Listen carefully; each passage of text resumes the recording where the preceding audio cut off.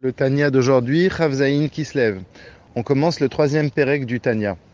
On a expliqué hier qu'un juif est doté d'une neshama, d'un nefesh Elokit, d'une âme divine.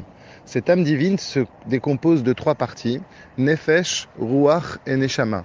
Nefesh, c'est l'âme qui donne la vie à tout ce qui est corporel, tout ce qui est physique. Ruach, c'est quelque chose de beaucoup plus volatile, c'est ce qui nous donne les sentiments. C'est ce qui fait qu'un être humain, il a des sentiments, des midotes. Neshama, c'est encore plus profond, c'est le fait qu'un être humain puisse se servir de son sechel. C'est tout ce qui est en rapport avec l'intelligence. Donc ça, c'est les composantes de Nefesh Elokit, de l'âme divine qui descend dans le corps d'un juif. Maintenant, cette âme divine, Akadosh Baruch Hu, il lui a donné 10 forces pour pouvoir faire sa mission sur terre.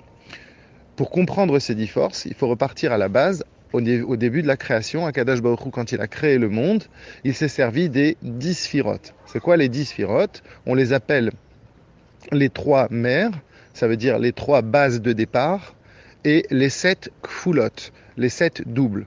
Alors, c'est quoi les 3 mers? C'est Chochma, Bina, Da'at, parce que c'est le départ de tout, on va l'expliquer.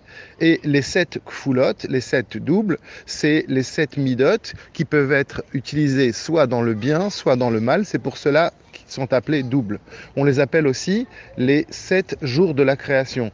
Parce que quand Akadosh Baruch Hu, il a créé le monde, eh bien chaque jour il s'est servi d'une mida. Donc Yom Rishon, il s'est servi de la mida de Chesed, Yom Sheni, il s'est servi de la mida de Gvura, etc.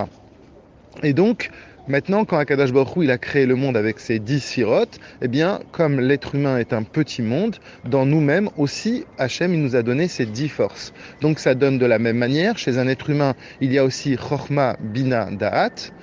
Et c'est quoi Chochma Bina Da'at? Donc c'est, comme on l'a dit, le départ. Alors Chochma, c'est ce qu'on appelle Koachma, c'est la capacité de pouvoir partir d'un point, d'un seul point, le Ma, le quoi, pour pouvoir l'élargir et comprendre. De même que quand quelqu'un il veut réfléchir, il faut qu'il parte d'un point de départ. Ce point, il n'est pas forcément clair, mais il a l'envie d'aller, il a la curiosité de s'ouvrir. Ça, c'est Chochma. Ensuite, il y a Bina. Une fois qu'on a le point de départ et qu'on sent où ça commence à réfléchir, eh bien après on a Bina, c'est-à-dire l'élargissement. Cette capacité que l'on a de pouvoir comprendre les choses de manière profonde, large, et qui fait que justement la chose elle est bien claire dans notre tête. Pour illustrer ça, on peut donner le machal de Shlomo Ameler, que Shlomo Ameler, quand il donnait une explication, il était capable de donner 3000 exemples, 3000 machalim. Ça veut dire quoi? Ça veut dire qu'il descendait son intelligence, machal après machal, il donnait un premier machal, sur ce machal, il donnait un autre machal, et il arrivait à descendre l'intelligence, à la rendre profonde, large, à 3000 niveaux. Donc ça, c'est Bina, c'est la capacité justement d'avoir la compréhension totale.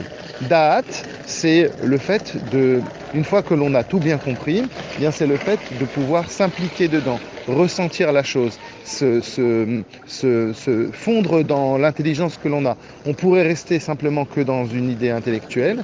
Eh bien justement, Da'at vient et elle nous permet justement le fait de s'attacher à l'enseignement que l'on vient d'apprendre.